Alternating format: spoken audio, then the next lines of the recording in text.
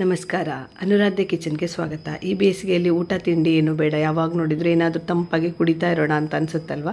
So ಹಾಗಾಗಿ ನಾನಿವತ್ತು simple ಆಗಿರುವಂಥ ರೂ ಅಬ್ಸರ್ ಲಸ್ಸಿ ರೆಸಿಪಿ ತೊಗೊಂಡು ಬಂದಿದ್ದೀನಿ. ನೀವು 3 ಇಂಗ್ರೀಡಿಯೆಂಟ್ಸಲ್ಲಿ ವಿದಿನ್ 5 ಮಿನಿಟ್ಸ್ ಒಳಗಡೆ ನೀವು ಮಾಡ್ಕೊಳ್ಬೋದು.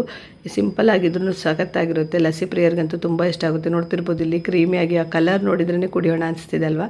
ಇದನ್ನು ನೀವು ಮನೆಗೆ ಬಂದಿರೋಂಥ ಗೆಸ್ಟ್ಗಳಿಗೆ ಯಾರಿಗಾದರೂ ಮಾಡಿಕೊಟ್ರೆ ಖಂಡಿತ ಅವ್ರು ನಿಮ್ಮ ಲಸ್ಸಿ ಫ್ಯಾನ್ ಆಗೇ ಆಗ್ತಾರೆ. ಅಷ್ಟು ಸೂಪರಾಗಿರುತ್ತೆ. ನಿಮಗೂ ಯಾರೆಲ್ಲ ಲಸ್ಸಿ ಪ್ರಿಯರಿದ್ದರೆ ಅವರಿಗೂ ಲಸ್ಸಿ ಇಷ್ಟ ಇಲ್ದಿರೋರು ಒಂದ್ಸರಿ ಟ್ರೈ ಮಾಡಿ ನೋಡಿ, ಸಖತ್ತಾಗಿರುತ್ತೆ. ನಿಮಗೂ ಇಷ್ಟ ಆಗುತ್ತೆ.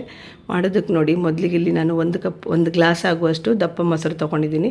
ನೀವು ಎಷ್ಟು ಜನಕ್ಕೆ ಮಾಡ್ಕೊಳ್ತೀರಿ ಅದ್ರ ಮೇಲೆ ನೀವು ಮೊಸರನ್ನ ಹೆಚ್ಚು ಮಾಡ್ಕೊಳ್ಳಿ. ನಾನಿಲ್ಲಿ 2 ಗ್ಲಾಸ್ ಮಾಡ್ತಾಯಿದ್ದೀನಿ. ಸೊ ಅದಕ್ಕೆ ನಾನಿಲ್ಲಿ 1 ದೊಡ್ಡ ಟೇಬಲ್ ಸ್ಪೂನಲ್ಲಿ 2 ಸ್ಪೂನ್ ಆಗುವಷ್ಟು ರೂ ಅಬ್ಜಾ ಸಿರಪ್ಪನ್ನು ಹಾಕ್ತಾಯಿದ್ದೀನಿ.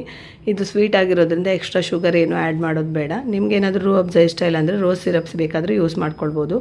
ನಾನಿಲ್ಲಿ ಖಾಲಿ ರೂ ಅಬ್ಜಾ ಸಿರಪ್ ಹಾಕಿದ್ದೀನಿ. ಮತ್ತು ಇದರದ್ದು ಇದನ್ನು ಅರೋಮನ ಎನ್ಹ್ಯಾನ್ಸ್ ಮಾಡೋಕ್ಕೋಸ್ಕರ ನಾನಿಲ್ಲಿ 2 ಡ್ರಾಪ್ ಆಗುವಷ್ಟು ರೋಸ್ ಎಸೆನ್ಸನ್ನು ಹಾಕ್ತಾಯಿದ್ದೀನಿ. ಇದು ಹಾಕೋದ್ರಿಂದ ತುಂಬ ಸಖತ್ ರಿಚ್ ಟೇಸ್ಟ್ ಕೊಡುತ್ತೆ. ಬೇಡ ಅಂತಿದ್ದವರು ಸ್ಕಿಪ್ ಮಾಡ್ಬೋದು, ಬಟ್ ಹಾಕಿ ನೋಡಿ, ತುಂಬ ಚೆನ್ನಾಗಿರುತ್ತೆ. ಆ ರೋಸ್ ಎಸೆನ್ಸ್ ಪರಿಮಳ ಬರುವಾಗ ಚೆನ್ನಾಗಿರುತ್ತೆ ಕುಡಿಲಿಕ್ಕೆ.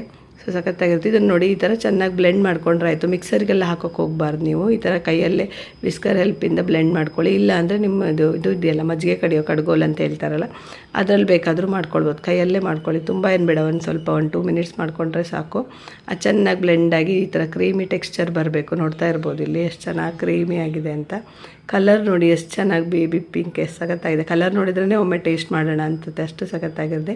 ಮಕ್ಕಳು ತುಂಬ ಇಷ್ಟಪಟ್ಟು ಕುಡಿತಾರೆ ಇದನ್ನು. ಬೇಸಿಗೆಗಂತೂ ಸಖತ್ತಾಗಿರುತ್ತೆ. ಟ್ರೈ ಮಾಡಿ ನೋಡಿ ಎಷ್ಟು ಚೆನ್ನಾಗಿದೆ. ಈ ಥರ ಇದ್ದರೆ ಸಾಕು. ಇಷ್ಟ ಆಗುವಾಗ ನಮ್ಮ ಲಸ್ಸಿ ರೆಡಿಯಾಗಿದೆ ನೋಡಿ. ತಟ್ಟಂತ 2 ಮಿನಿಟ್ಸ್ ಒಳಗೆ ರೆಡಿಯಾಗಿದೆ.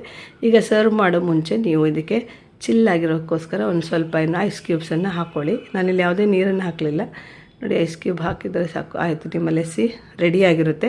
ಇದನ್ನು ನೀವು ಯಾವುದ್ರಲ್ಲಿ ಇದನ್ನು ಹಾಕಿದ ಮೇಲೆ 1-2 ಸತಿ ಒಂಚೂರು ಇದನ್ನು ವಿಸ್ಕರಲ್ಲಿ ಮತ್ತೆ ಪುನಃ ನಾನು ಇದು ಮಾಡ್ತಾಯಿದ್ದೀನಿ. ಯಾಕಂತ ಹೇಳಿದರೆ ಚೆನ್ನಾಗಿ ಒಂದ್ಸರಿ ಐಸೆಲ್ಲ ಬ್ಲೆಂಡ್ ಆಗಲಿ ಅನ್ನೋ ಕಾರಣಕ್ಕೆ. ಫುಲ್ ಕರಗಬೇಕಂತೇನಿಲ್ಲ, ಅದು ಕುಡಿತಾ ಇರುವಾಗ ಹಾಗೆ ಇರುತ್ತೆ. ಹೀಗೆ ಚಿಲ್ಲಾಗಿ ನೀವು ಸರ್ವ್ ಮಾಡಿದರೆ ಸಖತ್ತಾಗಿರುತ್ತೆ ನೋಡಿ.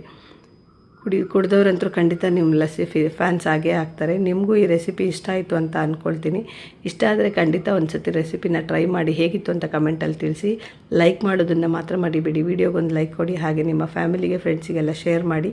ಯಾರೆಲ್ಲ ಚಾನಲನ್ನು ಸಬ್ಸ್ಕ್ರೈಬ್ ಮಾಡಿಲ್ಲ, ಸಬ್ಸ್ಕ್ರೈಬ್ ಮಾಡ್ಕೊಳ್ಳಿ. ಎಲ್ರಿಗೂ ಒಳ್ಳೆಯದಾಗಲಿ. ಶುಭ ದಿನ.